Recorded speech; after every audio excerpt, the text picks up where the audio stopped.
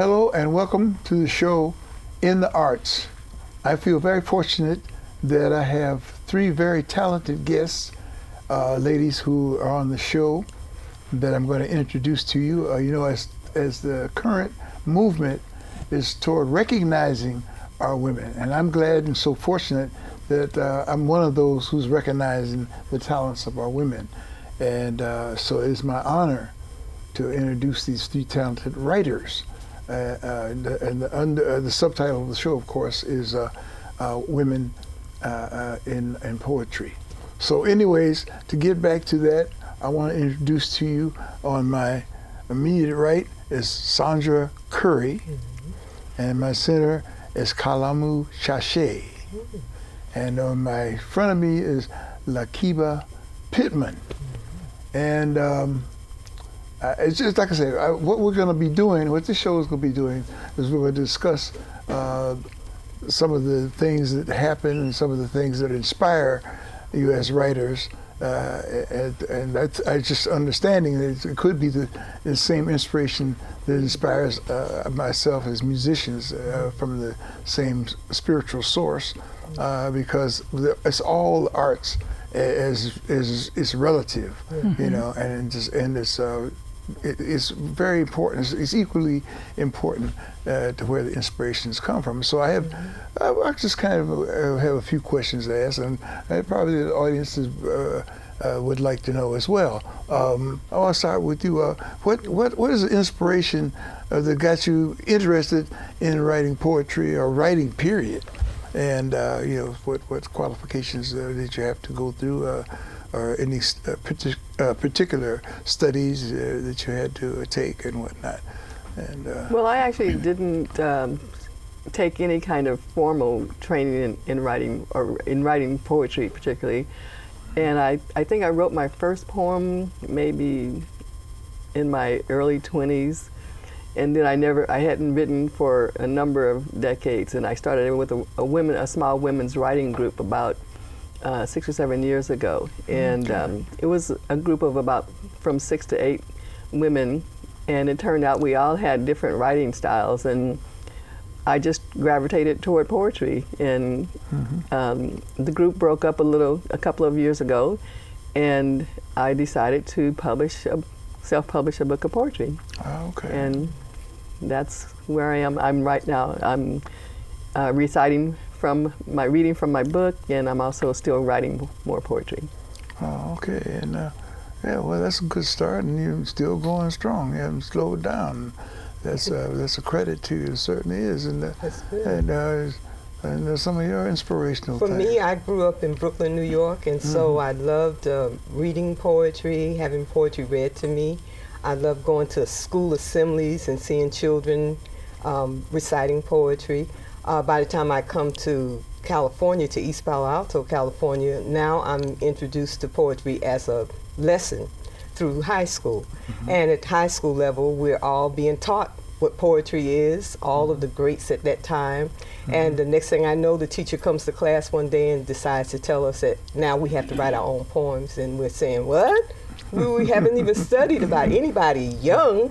All the people we're studying are old or dead. So we just couldn't see how we could be right. And she just had a lot of faith and trust and confidence in us having that ability to work. We had learned what we needed to learn. And so I decided to use my time to do a social commentary about a very popular girl in our high school who was being talked about behind her back. And I decided to write a poem to just celebrate the beauty of her humanity to me, because we all discovered why she was coming to school wearing a wig, and it was because her hair was that long, and she was just being very ashamed of having naturally short hair. And I decided to just talk about the beauty that I saw in her, just coming out of that and being herself. Yeah. Well, you mentioned something there, made me think of that had to do with the teacher came in and said, y'all write your own poetry. I think of an amusing thing when I was a kid in Minnesota. I learned to swim because the cats took the boat and left me out on the dock in the middle of the lake. And they said, hey, man, come here, you cats come back. I said, no, man, you got to swim in. I got to do what? Ain't no whales to ride or nothing, no fish that big take me in. So I said, all right, I jumped in and I made it, man, so I'm still That's swimming. right. So to relate that to what you're saying, you're still writing. Yes, I still So write to this sometimes day. we have to. Sometimes life we have to do that. Just go on and jump on it, man. Most And, definitely. that's the way I felt about my studies with music, and I'm still got a lot to learn. I'm still jumping on. Always So to do. the enjoyment is if you enjoy the process, Yes. and you're doing it and whatnot. And, there's a lot of value in that in itself that keeps you going. Yes. And that's true. like you stop and refuel yourself at along at the stations along the road of life, so that they help keep your tank full and it won't run out. And I'm keeping on writing. And so my third guest here, Laltiba, what was your inspiration and just how you got into writing and whatnot, and just where you going with that, and what do you do? How can I jump in here, huh? Yeah, leave on in. Okay. I was thinking as they were talking, I started writing at a really young age, like maybe 7, 8, or 9, just kind of writing little thoughts down. Back in the day, they called them diaries, so I was always kind of writing my feelings, my thoughts, how I felt in response to things that were happening. But I also started playing the piano at a young age and singing at a young age. And then I became a songwriter. So you're writing lyrics when you're a songwriter. So I was writing lyrics that went with the songs. And then sometimes I was just writing prose, poetry, from a really young age. And by the time that I got to college, that's when I started taking classes, and actually I ended up getting my degree in creative arts that allowed you to take poetry, creative writing, music, dance, theater. So I just kept writing. I've always been writing. Yeah, because along with that, you mentioned that point of you writing music. I write music and the poetry. If you get the two of them things to come together at the same time, that's real good. Yeah. Sometimes I would get an idea and write down lyrics, and I don't have no music. Right. Or vice versa, the music and no lyrics. Right. Or nothing in the title. That's up for grabs. But and then sometimes it works. Ironically enough, everything comes at once. You have the words, Yes. you have the song, Yeah. and even have a title as Yeah. a cherry on top of the malt. So creativity comes in many different ways, and a lot of times at the most awkward time. Right. It doesn't say, okay, I'm going to create right now. It doesn't work that way. You can be totally disconnected at that moment and get an idea, Right. And it'll happen like I said, it's happened to me. I might be shaving, and then there's wow, and the whole thing will come, and you hurry up, get some paper or something. Right. If you're fortunate, Exactly. you got a recorder there. You can talk into it. That's the thing. Usually, for any artist, if they came along with the small, of course now it's more digital, more high tech, but in those days, and I've done it, to have a small cassette recorder, and you get an idea and you talk it in there, or you hum a line in there. One of the songs, couple songs, just hum the line in there, or you may get an idea while you're asleep and you wake up, hoping you can catch it. That's right. That's right. Before the daytime snatches and busts it, because those ideas come. It's like a bubble. Made, I'll say, like your lungs. It's nothing but you. It can go. So we can treasure those moments and capture those moments. That's really something to deal in with and whatnot. And now getting back to poetry, and I've known some of them. One of the poets that I liked, he was a writer. Was Langston Hughes. I was thinking about him, and he wrote about. In Brooklyn and different places, he talked about jazz, man. And have either one of you thought about doing something? I'm not trying to tell you what to write. I'm just suggesting. Have you ever thought about writing about jazz? Or what is kind of like a general things that you like to do poetry to different subjects? Well, it turns out that Laltiba and I, we're members of the Sons and Daughters Alike, so we've already been recording artists with jazz. So now the future for us is we want to be joined with Sandra Curry so that we can wind up doing our own CD compilation that will include our poetry plus music, because Laltiba and I are both songwriters and vocalists, so we're going to go forward with that idea. So that time has now finally come. And I've had the opportunity, fortunately, to recite my poetry to a friend who has a band, and his band played background for me to just one time, and it's a really great experience. I'm not musically inclined like my lovely sisters here, but that's okay. I love it. I love it. I love to listen to it anyway. Yeah, because you speak of music. It's another whole realm when you do your readings to music. Oh, absolutely. And then it was an extension, like way back in the day in the 60s when the hippies and whatnot doing their thing, they did similar types of things. But bringing it up to my good friend Jim Marks, I played behind him with some of his poetry time ago, and he had a friend. Jim plays congas, and he's playing congas, and I played flute at the time, and then I did flute background behind him. Doing his poetry. So I just was saying that's how close that knit music and poetry is. Yes, it is. And the two just go so well together.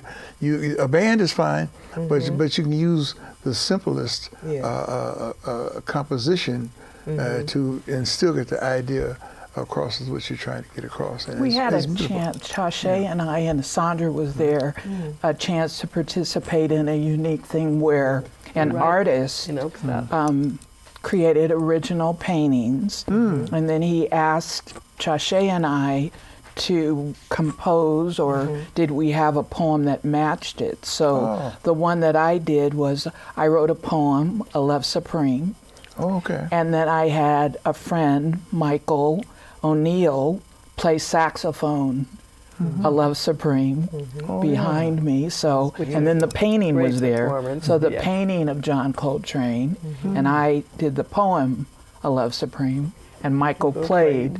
So you blended all three. It was really great. That's beautiful. And eventually, Laltiba was able to give that book copy to Ravi Coltrane, John Coltrane's son. So he has a copy of this work. Oh, beautiful, beautiful. Yeah. So again, see, it's a sample of how you blend everything together, and it does pan out to be a smooth composition. So we're looking for the opportunity to be able to do that with you. It's definitely.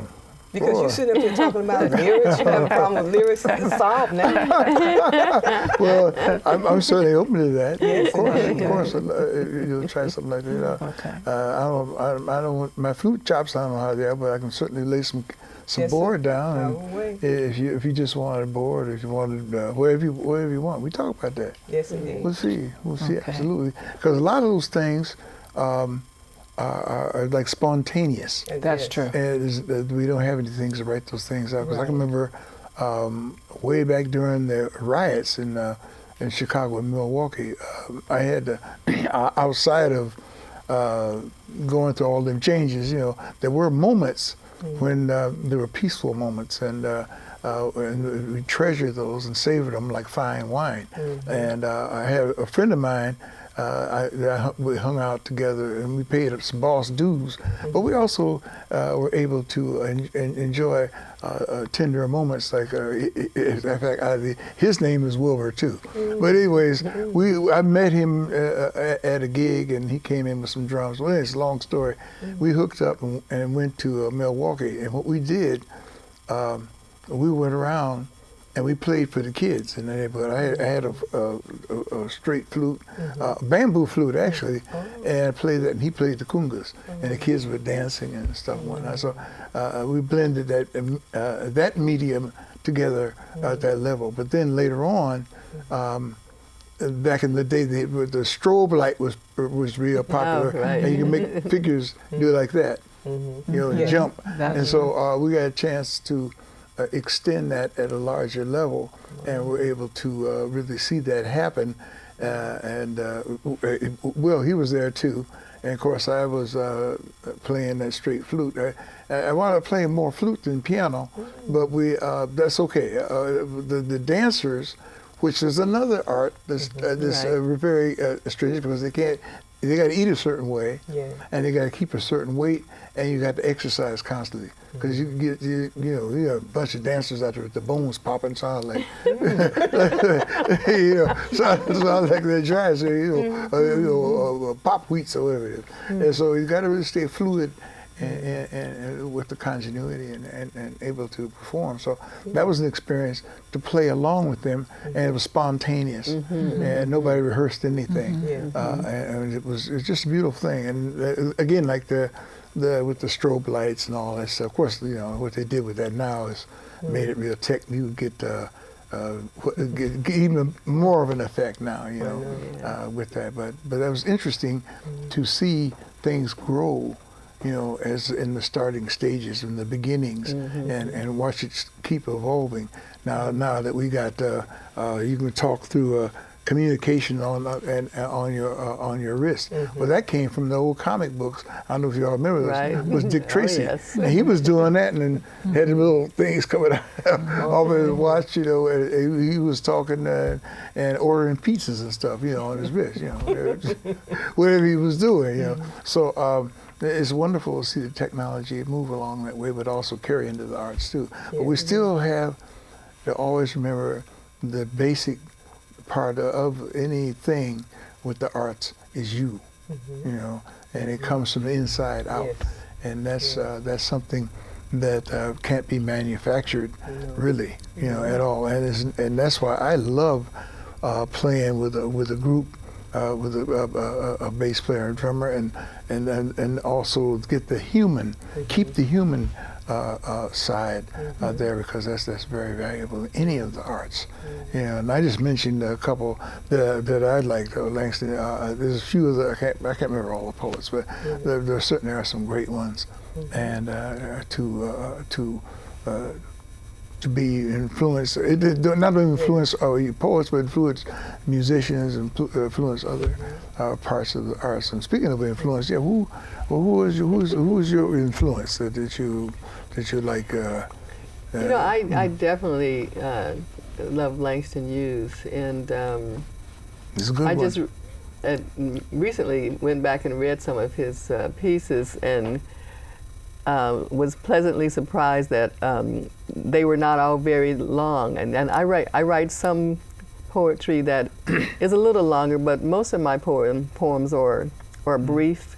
And when I reread some of Langston Hughes, I said, oh, good. I feel good about that now. I don't really have to write a whole book, or pages and pages, so I tend to be brief with my poetry, but poetry is, you could write 2 words and that's a poem. It's it's just or you can, but I do tend to write. I write rhymes, but I also write prose, and Sure. Yeah. Sure. And a name coming to my mind. I hope I got it right. Her last name is Gransberry. I keep thinking of Angela. Lansbury. Lansbury. Yeah. She was a poet that. I remember years ago. She passed. She was very young when she passed away, and she was. Was she the one who wrote "Raisin in the Sun"? I think so. Yeah. Lorraine. That's a classic movie. Yeah. Lorraine Hansberry. There we go. Yeah. It's a classic movie. I've never seen that. That was. With Sidney Poitier in there, and Ruby Dee. Ruby Dee, and also had the other girl in there. I think I had a crush on her. Oh, Diana Sands. But she's the one. She was the. She got no. That was was that her, Diana Sands? She was in that. There was a 2. Yeah, she was. Right. She was in that movie, Willie Dynamite. I don't know if y'all remember that. That's a crazy movie. Remember that one? Man, you see that movie, you crack up laughing. The reason why I say it's so funny, because it painted a picture of the scene, and had these brothers walk around with these big hats and way out and stuff, and collars up, and it's actually, I look at it as a spoof, kind of like, but it was. it depicted a common theme, you know, at that time, et cetera, et cetera. But I just looked at the way the dress and how extreme it was, you know, and whatnot in those days, and just kind of had a flashback that made me laugh, because I was kind of extreme when I was really young, with the fro and had the big collar and all that stuff that didn't match, and them tall shoes, the big heel. Well, I got out of that. Well, I soon got out of that because I fell down and dented my afro. So I got out the Gucci boots. There's a poem in there somewhere. Yeah, there's a poem, man. Yeah. You can find it. It's like finding a rainbow, you know, and whatnot. Of course, I don't know if you ever find the end of it, but at least you found something there, and then you can go get the joy out of what you found. You know, well, my influence was certainly Nikki Giovanni. Because again, Laltiba and I, we go way, way, way back. We were in a group called the Nairobi Messengers, and whereby Laltiba was the resident songwriter, vocalist. She formed a smaller group of voices, of women voices in this group, Nairobi Messengers. So I was a part of that. And I was like the resident poet in the group. And so one day it occurs to me that I'm writing effortlessly all the time. And I decided to just contact Nikki Giovanni to get advice of what to do, because I didn't know what to do. Okay. And she suggested that I get published in a newspaper, start to have a column of my own, of course, publish a book, and, you know, continue to keep performing. And that's just what I did. And so this has been going on all this time. So I did get to meet her a couple of times to just let her know how well that helped me in my career. And every time I can get a chance to see her, I make sure I go to see her. That's priceless.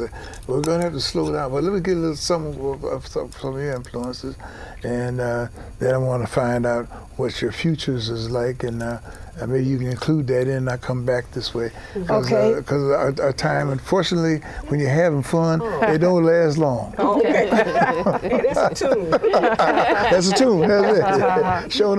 Showing up. In addition to what everybody's already said, I think Maya Angelou was one of my early influences, because she talked about her life. And so a lot of my poetry is kind of expressing conditions that have occurred in my life. But I'm also influenced by things that happen. Like I did a whole series over 30 days dedicated to against violence to women. So you were to dedicate your art for 30 days. So I wrote a poem every day on that topic. So social issues that are going on, I might write something in response to that. Personal issues that are going on, I might write something like that. And that's kind of what Maya Angelou did. And some of the things you may have in the future planning, Hood, you know, that of course I'm interested from all of you, but I'm going to start with you then. Okay. Well, I wrote one. My first book came out last year, or year before. Like, it's been 2 years now, so I'm writing more. What's the name of that book? The book I have already out is called Crumbs from the Soul. Okay. Finding Your Way Back Home. That's the byline. And we're all trying to find something from the soul, man. That's right. And that book has my poetry, art, original art that I've drawn in there, and then some stories from my life. So I want to keep doing it. I've written more poetry now, so I want to do another book. And we're going to work on a project together. So that's what I'm looking forward to. Okay. Yeah, I don't catch and, you. For me, I'm the poet laureate for the city of East Palo Alto. So at some point in time, that day is going to come when I won't have that position, probably when I'm not here on the planet anymore. So one of the things I need to do is get a poet laureate system in place for the city of East Palo Alto, so it can continue, continue to teach. I like teaching. And continue to write. That's always going on. And the recording aspect is I'm very much interested in that now. That's where I really want to be in the future. Okay, I'll get you last here. And I got well, I'm going to continue and am continuing to write poetry, and I'm inspired by being able to perform. Like I do a monthly reading in Palo Alto with Jim Marx's group, the Three Poets. And where's that now? It's at 4141 Bar in Palo Alto at 4141 El Camino. Oh, nice. And just doing that on a regular basis inspires me to continue to write. Okay. I also have, I've also penned a play that I hope in the future, I plan in the future to get produced at some point. Okay. Hey, just one more thing right quick. I got a little something for you ladies. I gotta hurry up and do this fast because I don't know what the cat's saying. I might got them all mixed up. Here's one for you. Thank you. It's complimentary. There's one for you and one for you, my dear. Thank you, Will. And I hope you enjoyed those original compositions. Yes, There's a piece on there. I drew that, yeah. I love that. All right. Yeah. That's the piano man. Okay, I love it. And, you know, he's playing so Yeah. the coattail went up in the back. Okay. So it's all cool. You're all right. So anyways, I like that's my that. gift Thank to you. you ladies, and God bless you, and thank you God for being bless on the you. show. You Thank made you. the show happen. We've made it happen, and for sure, and we want to, and y'all for comments, you can contact me on my email. Oh yeah, where can they contact you? Where to contact you for more information? Well, my email address is probably the best at sandra.curry@gmail.com. Okay. That's SAUNDRA.CURRY. Okay, and then And yours. Kalamau, Kalamu_pro@hotmail.com. That's KALAMU_PRO@hotmail.com. Okay, let's get you that quick. Laltiba, LAKIBA @sbcglobal.net. That's it, man. All right. Of course, me, mine is Wilbur_Nichols, 2003 @yahoo.com. And so, anyways, that's the show for right now, and we cool. Thank right. you for Thank you having so us. much. Oh, Appreciate my it. pleasure, man. My pleasure. It couldn't be no gooder. I'm gonna put that in the poem. You got good titles on you. We are going to have a project. Oh, here, that's yeah. why there. That's yours. I told you I'd get wrote- nervous, man. I got a long turn around. Each one, I wrote something in there. Boy, she got that on camera. Thank you. Man, I had fun, man. I had fun. So what do I propose to the future when we get